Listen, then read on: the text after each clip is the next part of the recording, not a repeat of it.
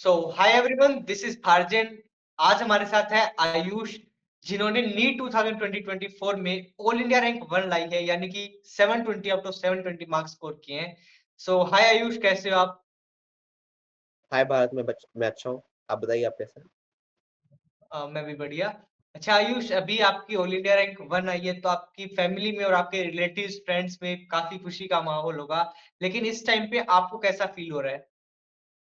मुझे ही बहुत proud moment है, मेरे लिए भी है। बहुत खुशी का मोमेंट है कि मेरी महज रंग लाई है।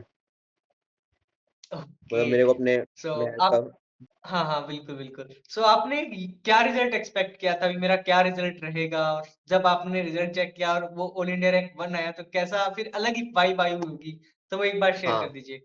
जब नीट दे के आया था तो नीट के पहले तो लगा 700+ आएगा। नीट दे के आया तो आकाश आइलैंड की आंसर की चेक किया तो ठीक 720 है। बन रहा था, तो मुझे लगा कि 720 ही रहेगा। और जब 720 आया तो बहुत एक प्राउड मोमेंट था हमारे लिए, फैमिली के लिए भी, और टीचर्स के लिए बहुत प्राउड मोमेंट था उस टाइम बहुत खुशी का माहौल था आसपास सब, हर जगह। सो आपने कोई कोचिंग ज्वाइन करी थी या आपने सेल्फ स्टडी की प्रिपरेशन करी थी? मैं आकाश इंस्टीट्यूट में था। आकाश इंस्टीट्यूट में कितने साल का कोर्स आपने एनरोल किया था, 1 साल के लिए या 4 दो ईयर साल होगा। के लिए? 4 ईयर। कितने साल के 9th से। लिए? 4 ईयर, ओ, 9th स्टार्ट फोर किया। ईयर 4 ईयर 9th क्लास से ही आप प्रिपरेशन में लगी हुई हो? हाँ। ग्रेट यार, ग्रेट। पहला अटेम्प्ट था ये आपका? हाँ, मेरा पहला अटेम्प्ट है। वाह यार, पहले अटेम्प्ट पे 720 आउट ऑफ 720, बहुत क्रेजी यार, थैंक बहुत क्रेजी। Thank you. अच्छा आयुष, अभी जो ये चल रहा है नीट स्कैम 2024, इस पे आपका क्या कहना है? आपको क्या लगता है, ये वाकई में एक स्कैम है या नहीं है? जो भी है, इस अभी जैसे हमारा रीनीट भी हुआ, बच्चों का, कुछ बच्चों का रीनीट हुआ, मेरा जी जी। जिनको टेस्ट मिले थे उनका हुआ। उसके हिसाब से भी रैंक्स में उतना चेंज नहीं आया है लोगों के। और हम देखें, अगर जो पेपर लीक का लोग कह रहे हैं, तो अगर ये मेरे ख्याल से मास पेपर लीक तो नहीं है, जहां तक मुझे लगता है। हम्म, और बिल्कुल बिल्कुल। मास पेपर लीक नहीं है, और ये रीनीट सबका दोबारा कराना इसका सोल्यूशन नहीं है मेरे ख्याल से। रीनीट for all is not a हाँ सोल्यूशन, क्योंकि अब लोगों का मोमेंटम ब्रेक हो गया है, तो वो एक हाँ, सोल्यूशन नहीं बिल्कुल है। कोई, हाँ, बिल्कुल बिल्कुल। और मेरे हिसाब से ये रहेगा कि अगर जो जिन बच्चों ने चीटिंग करी भी है, उनको दोबारा मौका क्यों दिया हम्म, जाए? उनको डायरेक्ट हम लोगों को डिबेयर करना चाहिए, और उनको दोबारा मौका नहीं देना चाहिए, बैन करना चाहिए एनटीए को उन लोगों को। मेरे ख्याल से अगर जो बिल्कुल। चीटिंग भी हुई है उन लोगों को डिबेयर करना हम्म, चाहिए। Need for all is not a solution.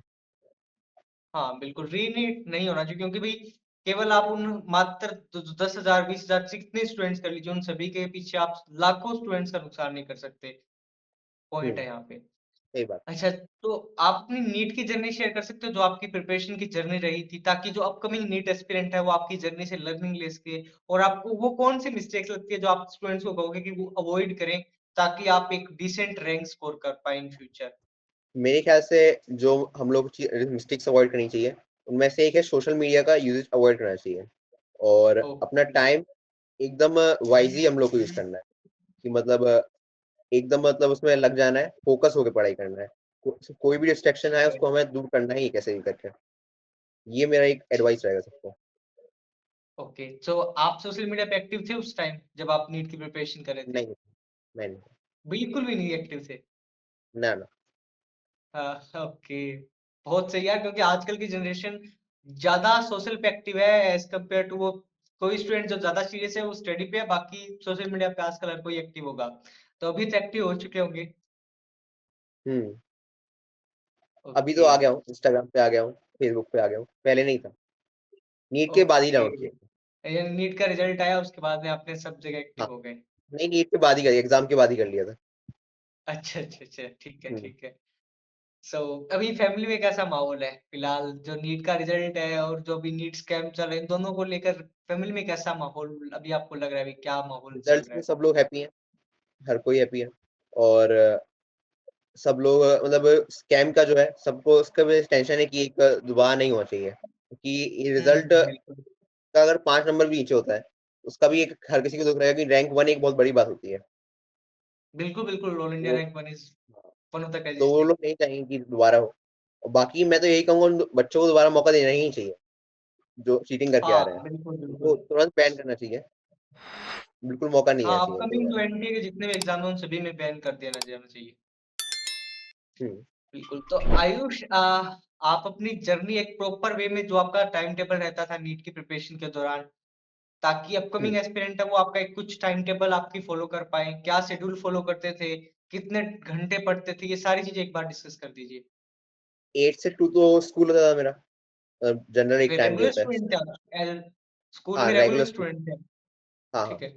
क्योंकि आजकल वो डमी स्कूल वाला भी चल रहा है ना, तो वो भी होता है कइयों हाँ, का। हाँ।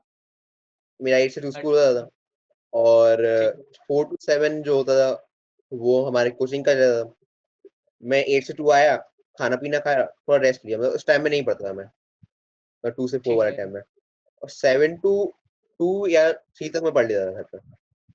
मतलब मैं ओके, सोता थोड़ा यानी कम था। 5 या रात 6 को आवर्स दो ही सोता था। रात को 2-3 बजे बोल रहे हो आप? हाँ। सही है यार। हुँ। यानी कि आपको कोचिंग के बाद आने के बाद में आप 8 बजे से लेकर 2 बजे, 3 भी बज जाते थे। कभी हाँ। ऐसा भी हुआ है पूरी पूरी रात सोए भी नहीं?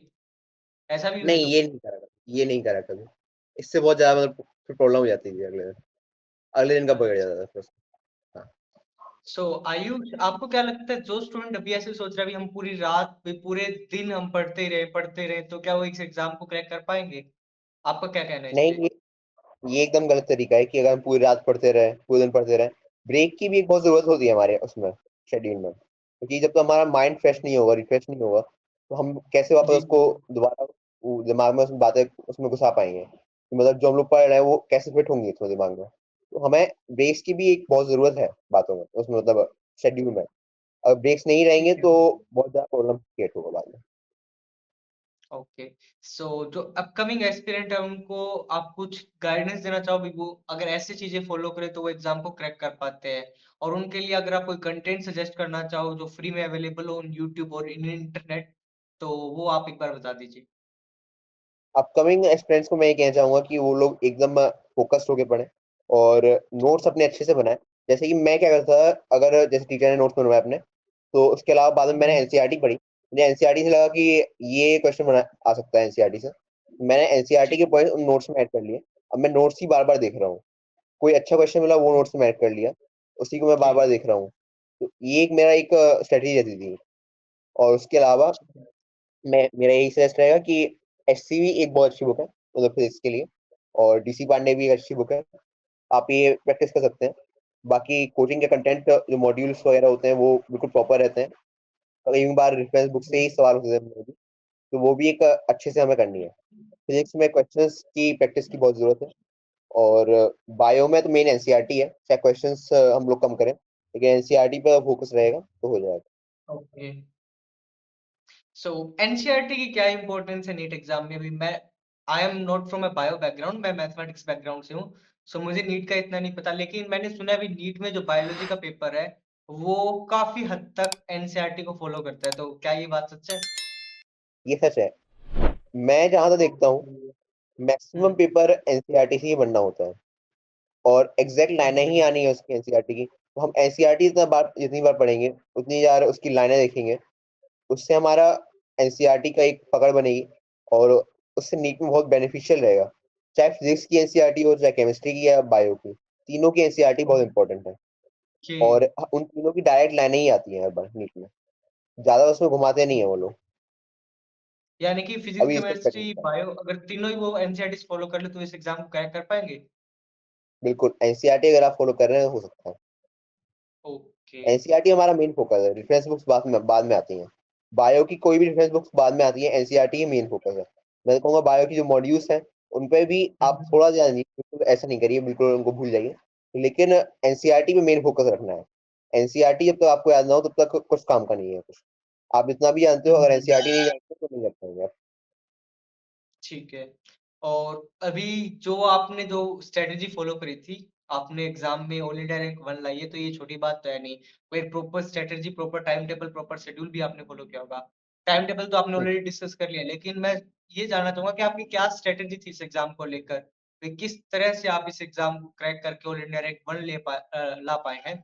सो वो एक बार अपकमिंग एस्पिरेंट्स को बता दीजिए ताकि उनको भी हेल्प मिले आने वाले फ्यूचर में।